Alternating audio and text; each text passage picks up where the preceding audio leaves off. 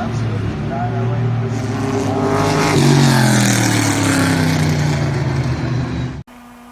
Hello everybody, welcome back to Forza Horizon 5 with our new car build series focusing on Rallycross. As you can obviously see, we got the Rallycross GRC Honda Civic around our new track. It is based on the existing airfield layout, whatever they call it, the racetrack that's in Horizon 5, but using the side roads and using the little connection path, I made, in my opinion, a pretty cool track. I think it suits the Rallycross theme quite well. It's a little bit long for a Rallycross track, about 1:05 lap time on average for the Civic anyway, which is more than the 45 seconds, 50 seconds for a Rallycross car in real tracks. But it's got a good mixture of tarmac and dirt. Sadly, no jumps. It's not quite that dynamic, but it is still solid. And the Civic did a 105.2 around here, so that is going to be our target time. 5 flying laps, 1 warm-up lap. I'll explain why the vehicle runs wide a little bit into turn 1 as we actually run the car we're going to build, but let's introduce the car we're going to build. This is the MG X-Power. Because what better way to start off a Rallycross build with the Cross Power? Yes. It's cheesy, but it is also a relatively new car, and I quite like it, and I haven't really had a reason to use it all that much. It's cool. Not really that useful in Horizon, though. So I figured I'd build it into a Rallycross vehicle. Now, it starts out top of B class, pretty much. We're going to shoot that into A class with all-wheel drive. We'll get to the engine later. We are going to need Forza Aero, which means we do have to lose the very cool wing in favor of Forza's awful Forza Aero. We're not going to go for off-road tires. We're going to go to rally tires instead because you have a mixture, and that is the best for the combination. 315s on the back, not too shabby. Not too shabby, I'll take that. We'll throw that in if we need it while we're here. Just put the diff on. Now, it's a pretty heavy, it's not that heavy, I guess. All things considered, we want rally suspension. We want rally suspension. Wow, we can get it down to 3,000 pounds on the dot. 000. I don't think I've ever seen that before.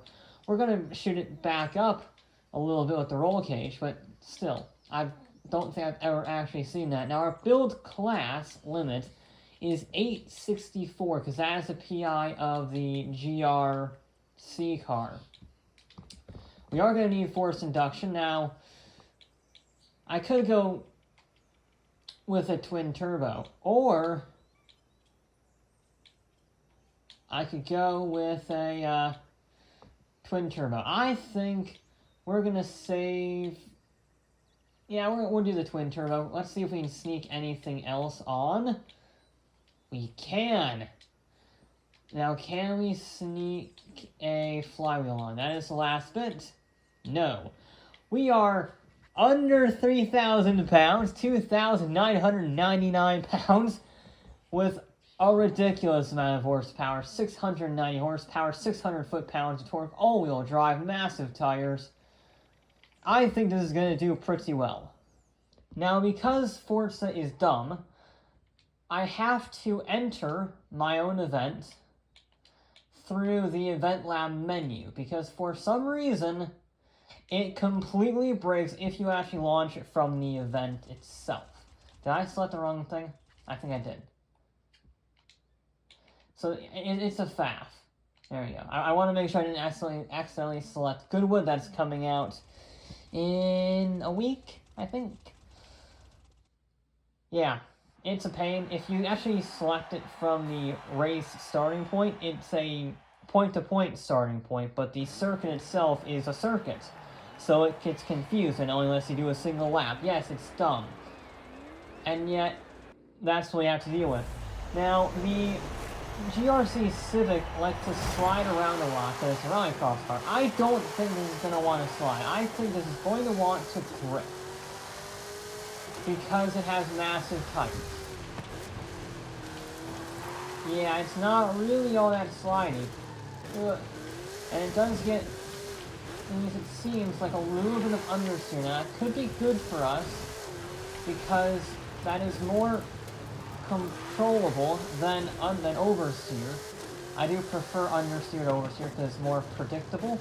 We are still going to want the handbrake. We do have quite a few hairpins. We do want a little bit of sideways action just to get that front end turned a little quicker. We're going to try and minimize from this vehicle. We want to use those 315s, sorry, tires 315 size tires to our advantage. Yeah, this thing is incredibly grippy. He says that as he runs wide, but he carries too much speed like an idiot. Okay. I'm not sure if this is actually going to beat the Rallycross car. The Rallycross car has so much acceleration. I think this thing...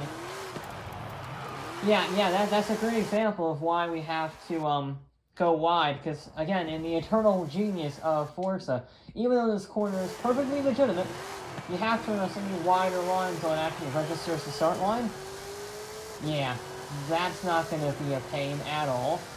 But I really like this layout, and that is the only starting point that allows this layout to really work the way I want it to. So I'm living with it pretty much. It's not ideal, but I can make do. Every vehicle has to take the same line, so it's not like it's going to be favorable towards some vehicles, really. Maybe if Forza fixes their horribly broken, yet somehow still a good game, I'll rerun a few of the vehicles with the faster line, because that line is not the fastest through there. The fastest one is by, well, taking the tightest corner possible. Although I'm not... There's a vehicle that doesn't seem to like the switchbacks, basically. It doesn't like to turn in. It gets a lot of understeer. Probably because it is about... Yeah, this is going to be an issue. I might have to... The game is perfect with no obvious flaws. I might have to put a little, a marker there. A little barrier to make sure. I might have to edit that. And I can fix a checkpoint or two while I'm here. Yeah, this thing just gets understeer. I did a lot of practice with the, Fiesta Rallycross car, so I didn't have any bias towards the Civic.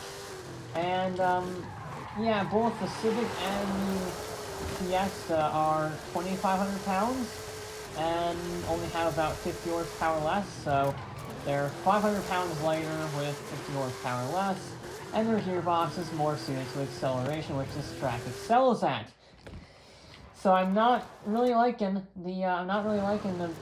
MG here, not one bit. It's incredibly grippy, but it's almost too grippy because it doesn't really want to turn it. It has the understeer problem, especially for that section. I just feel it wanting to get dragged out wide. Brakes are actually pretty good though. That is a plus point considering it is heavier than those cars. It does stop pretty well. And it has a higher top speed. That is the fastest point on the track. Higher top speed than the Civic. That did about 121 on its fastest run down there. This is in the 125 and it is controllable because in the high speeds it excels. It really likes high speed corners such as that downhill. The problem is everywhere else, really. It doesn't like the weight transfer, so the switchbacks are not ideal. And the mid corners tend to show off its understeering tendency. Well, there we go. We should actually have a clean run for the first time now, because right now we're about almost a second off the pace. The Civic 105.232. This is a 106.08. Yeah, I'm gonna have to put a barrier there because it's really not helping. I instinctively taking the race car line, which is not running towards the wall like a seemingly idiot. But, you know, This is baby steps. Oh, I mean... we had a 105... Oh! We beat the Civic. I must have missed that on my pass through the corner of doom. Because, yeah, we're already 0.02 of a second faster than the Civic. Okay, I didn't think this car doesn't feel as good as the Civic, but I guess, sometimes you get a situation where a car feels pretty slow, but that actually means it's very smooth and consistent, which helps lap speed. So I guess that's the situation with this one, because it doesn't feel fast. The Civic felt very quick, because you were changing gear and it was buzzing limiter all the time, it was sliding around. But that was not the absolute fastest way to get lap speed. That's how you get lap speed with Rallycross cars, but not with vehicles like this. And apparently, that's very good. Oh!